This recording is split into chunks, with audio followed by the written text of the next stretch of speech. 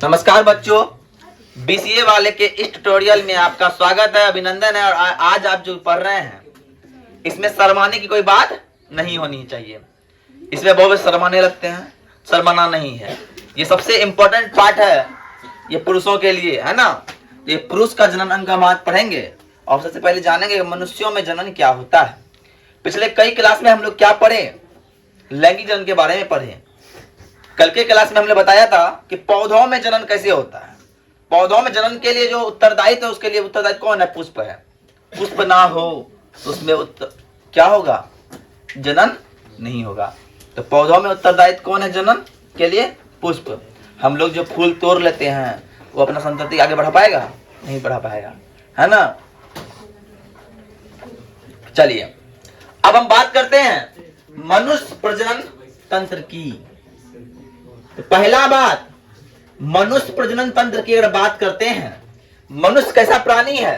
तो सर मनुष्य एक लिंगी प्राणी है। इसका मतलब यह है कि नर जनन अंग तथा मादा जनन अंग अलग अलग व्यक्तियों में पाए जाते हैं। इसका मतलब यह है कि एक लिंगी होने का मतलब नर के लिए पुरुष है और मादा के लिए महिला है, अलग अलग है। ऐसा नहीं है कि नर के पास ही मादा और पुरुष के पास ही नर और मादा जनन अंग है, या मादा के पास ही ऐसा कुछ भी नहीं है। इसका मतलब क्या है? मनुष्य कैसा है? तो एक लिंगी प्राणी है। तो सर जनन अंग हमारे शरीर में परिपक्व कब होता है? कब हम जनन करने के काबिल होने लगते हैं? हमारा शरीर जन्म करने के काबिल होने लगता है बचपन में पैदा लिए तभी से नहीं। बचपन में जब पैदा लिए हैं तो जनन अंग का विकास तक नहीं होता है। जनन अंग का विकास होता है हमारे शरीर में 12 वर्ष के बाद। आप बोले सर नहीं, बच्चे पता चल जाता है कि लड़का है कि लड़की है, ऐसा बात नहीं है। मुझे पता चलता है वो आपका बस एक क्या बोलते हैं मूत्र मार्ग है, या फिर आपका शरीर से विकृति को दूर करने का मार्ग है। लेकिन परिपक्वता जब उसमें आती है वो जनन अंग तब बनता है जब ये 12 वर्ष के पश्चात जब हम लोग आते हैं। तो देखिए कहा गया है मानव जनन अंग साधारणतः 12 वर्ष आयु के से परिपक्व एवं क्रियाशील होने लगते हैं। 12 वर्ष के बाद से हमको लगने लगता है कि यार हम तो बड़े हो गए हैं, है ना। तो इस अवस्था में बालक बालिकाओं के शरीर में कुछ परिवर्तन प्रारंभ से होने लगते हैं और इस अवस्था को किशोरावस्था कहते हैं। जैसे 12 साल हुआ शरीर में कुछ ना कुछ परिवर्तन होने लगता है। क्या अमन होता है कि ना? अमन को तुम्हारा ना परिवर्तन? अच्छा लो, तो परिवर्तन होने लगता है और जो परिवर्तन होने वाला जो पीरियड है, समय है, इस काल को हम लोग क्या बोलते हैं? किशोरावस्था काल बोलते हैं। क्या बोलते हैं? किशोरावस्था काल बोलते हैं। और आगे बात कर रहा है इस अवस्था में क्या होता है, समझ समझिएगा, विपरीत लिंग के प्रति आकर्षण उत्पन्न होने लगता है। अगर आप लड़की लड़का को देख के अट्रैक्ट कर रहा है, लड़का लड़की देख के अट्रैक्ट कर रहा है, इसका मतलब पाप हो गया हमसे। ये तुम्हारे अंदर जो हार्मोन्स है उसके कारण हो रहा है। अगर अट्रैक्शन नहीं हो रहा है इसका मतलब समझ लो बीमारी है तुमको, तुम कुछ और हो। समझ रहे हो ना? अट्रैक्शन का होना स्वाभाविक है, ये पाप नहीं है। अट्रैक्शन का होना ये स्वाभाविक है, ये कोई गलत बात नहीं है। लेकिन अट्रैक्शन पे कंट्रोल रखना भी हमारा धर्म है ना। बात समझ रहे हो ना? तो ये कैसा ये काहे होता है? ऐसा होने का कारण क्या है? हमारे शरीर में अंतःस्रावी ग्रंथियां सब है। क्या बताए थे ना? पिट्यूटरी ग्रंथि, एड्रिनल ग्रंथि, अग्नाशय ग्रंथि, बताए पढ़ा चुके हैं ग्रंथि के बारे में, जहां से हार्मोन रिलीज होता है हमारे शरीर का। तो होता क्या, ध्यान समझिएगा। किशोरावस्था में होने वाले परिवर्तन की अवस्था यौवना आरंभ कहलाता है। जब किशोरावस्था में जब परिवर्तन होता है, इस परिवर्तन क्या बोलते हैं? यौवना आरंभ, मतलब जवान होने लगते हैं हम लोग, है ना।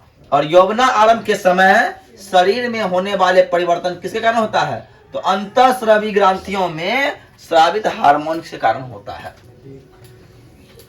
हमारे शरीर में जो अंतःस्रावी ग्रंथि है उससे जो हार्मोन रिलीज होता है उसके कारण हमारे शरीर में बहुत सारा परिवर्तन होता है और बहुत सारा हमारे सोच में परिवर्तन होता है, हमारा विचार में परिवर्तन होता है, हम बहुत कुछ परिवर्तित हो जाता है। एक समय तक होता है कि है जैसे मन तैसे सब रहता है, कोई बात नहीं।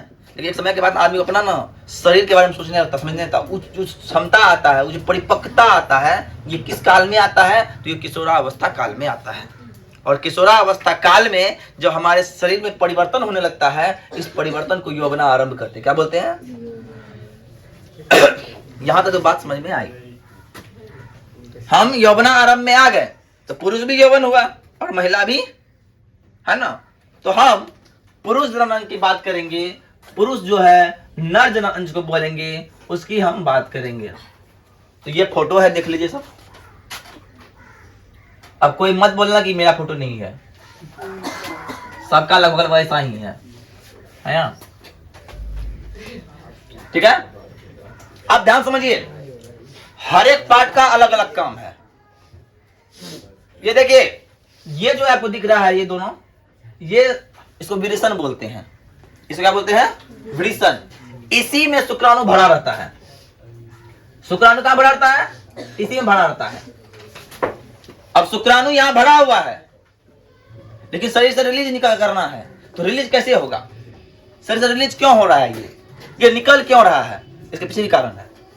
पहला बात जानिए कि हमारे शरीर में 2 विरेचन पाए जाते हैं। कितने विरेचन पाए जाते हैं? 2। और बहुत रेयर केस में होता है कि एक भी पाया जाता है। जिसको प्रॉब्लम होता है, बहुत सारा प्रॉब्लम है, जेनेटिक प्रॉब्लम इसको बोलते हैं, किसी के पास एक पाया जाता है, और बहुत सारा के पास 3 भी पाया जाता है, और ये भी प्रॉब्लम है। ठीक है ना। अब इसे हंसने वाली बात नहीं है, जो रियलिटी बता रहे हैं, है ना। तो अब क्या है, 2 सामान्यतः 2 पाया जाता है। सामान्यतः कितने पाए जाते हैं? 2 पाए जाते हैं। और 2 विरेचन जो है, ये 2 विरेचन जो है एक मांसल थैली में रहता है, जो 2 जांघों के बीच है। 2 जांघों के बीच एक मांसल थैली में इकट्ठा रहता है। कौन चीज? विरेचन। और इस विरेचन में क्या रहता है? शुक्राणु भरा रहता है क्या ना। अब आते हैं, ध्यान समझिए।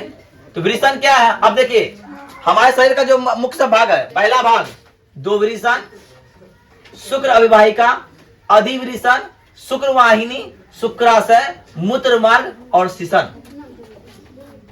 जिसको हम लोग बहुत सारे नाम से बोलते हैं। उसका नाम क्या है? शिशन नाम है। क्या नाम है? शिशन नाम है ना। क्या बोलते हैं? शिशन बोलते हैं। बचपन से बच्चा को नुन्नू पुन्नू जो मन सो सिखाते रहता है, लेकिन उसको सिखाना है कि इसका नाम नुन्नू पुन्नू कुछ भी नहीं है। इसका नाम क्या है? शिशन नाम है। इसका रियल नाम क्या है? शिशन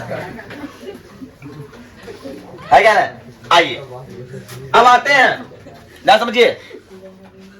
विरेचन पुरुषों का सबसे प्रमुख जनन अंग है। अब देखो, हंसने वाला बात नहीं है, रियलिटी बात समझा रहे हैं, हंसना नहीं है इसमें। जो वास्तविकता हम परिचय करवा रहे हैं, जो वास्तव में है। अब सच बताते हैं, आज तक हमको 10 कैसे पता है इसका नाम शिशन होता है? हमको नुन्नू पुन्नू ही पता था। घर में ही सिखाया जाता है। घर में क्या कुछ नहीं बोलता, कोई बोलता नुन्नू, कोई बोलता पुन्नू, कोई कुछ बोल रहा है। घर में ढेरी नाम से पुकारता है क्या ना। ठीक है ना। आइए, तो क्योंकि नर युग्मक, सुनिए पहले, नर का जो युग्मक है उसका नाम है शुक्राणु। क्या नाम है? अंग्रेजी में बोलते हैं स्पर्म और हिंदी में बोलते हैं शुक्राणु। और वो शुक्राणु बनता है, वो कहां बनता है सर? यही विरेचन में बनता है, यही विरेचन में बनता है। और ये विरेचन जो पाया जाता है शरीर का सबसे प्रमुख भाग है, नर जनन अंग का सबसे प्रमुख भाग है। जिसका विरेचन नहीं होगा वो जनन करने के लिए उत्तरदायी नहीं होगा। अब आते हैं, प्रत्येक पुरुष में 2 अंडाकार विरेचन होते हैं। अंडाकार का है जो 2 जांघों के बीच त्वचा की थैलियों में लटकी होती है। और इसी थैली को हम लोग क्या बोलते हैं? क्या बोलते हैं? विरेचन कोष। और गांव में लोग बोलता है इसको अंडकोष बोलता है, लेकिन इसका नाम है विरेचन कोष। क्या नाम है ना। कभी कभी हम लोग गांव में अंडकोष भी बोलते हैं कि नहीं, है ना। अब आइए, अधिविरेचन क्या होता है? विरेचन के बाद का एक दूसरा पार्ट है, इसको बोलते हैं अधिविरेचन। क्या बोलते हैं? अधिविरेचन। अधिविरेचन क्या है? देखिए, इस विरेचन से जुड़ा हुआ है अधिविरेचन। ये नलिका जुड़ी हुई है, और ये नलिका आगे चल के शुक्रवाहिका बनती है। क्या बनती है? शुक्रवाहिका। विरेचन से जो विरेचन से शुक्राणु निकलता है, वो निकल के जाता है कहां पे? अधिविरेचन में। और अधिविरेचन से सूख जाता है शुक्राशय में, और शुक्राशय होते हुए पुनः मूत्र मार्ग के द्वारा हमारे शरीर से निकलता है। ऐसा है इसका निकलने का अलग स्थान है? नहीं। जिस स्थान से हमारा मूत्र निकलता है उसी स्थान से शुक्राशय भी शुक्राणु भी निकलता है। ध्यान समझिएगा।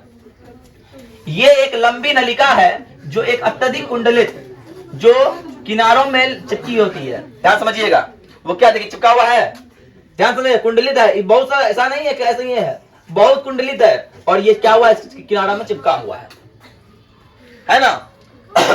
और अधिविरिसन एक शुक्रवाहिका नामक नलिका से निकलती है। शुक्रवाहिका नामक नलिका मिल गई और अधिविरिसन में ही शुक्राणु परिपक्व था, शुक्राशय निषेचन के युग बनते हैं। और अधिविरिसन में ही जब शुक्राणु पहुंचता है ये परिपक्व हो जाता है और एक्टिव हो जाता है ना, निषेचन करने के योग्य बन जाता है, किसी अंडाणु से मिलने योग्य बन जाता है ना।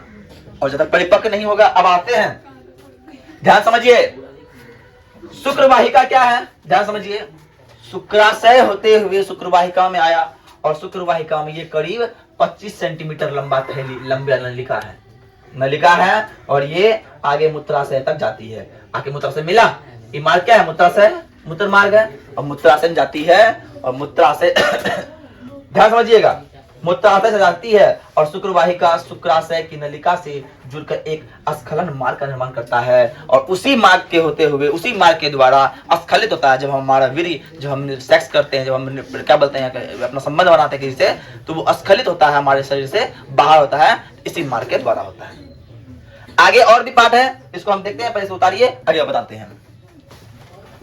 अब देखिए, हमने बताया कि शुक्रवाहिका से वीर्य निकलता है, वीर्य का स्राव होते हुए, स्पर्म का स्राव होते हुए वो मूत्राशय में आता है, मूत्र मार्ग में आता है। तो यह एक लंबी मांसल नली है। कौन, मूत्र मार्ग जो है एक लंबी नली दिख रहा है आपको, है ना, लंबी नली है जो दो उड़स्थ ग्रंथि और कॉपर ग्रंथि की नलिका में खुलती है। यहाँ पे एक नलिका आगे चल के उस नलिका का नाम दिया हुआ है पुरस्थ ग्रंथि और कॉपर ग्रंथि। तो बात यहाँ तक समझ में आई। सर अब जो है इस ग्रंथि के ऊपर एक लेयर बना हुआ है, जिस लेयर का सबसे बड़ा योगदान है, जिसको हम सिसन बोलते हैं, और सिसन के ऊपर एक कवर चढ़ा हुआ रहता है, एक कवर चढ़ा हुआ रहता है, चमड़ा का कवर रहता है, जिसको हम प्रियूस कहते हैं। क्या बोलते हैं, प्रियूस कहते हैं, प्रियूस, है ना। अब बात समझिए, तो पेनिस क्या है, सिसन क्या है। तो पेनिस यह एक मांसल बेलनाकार रचना है जो पुरुष का मैथुन अंग है।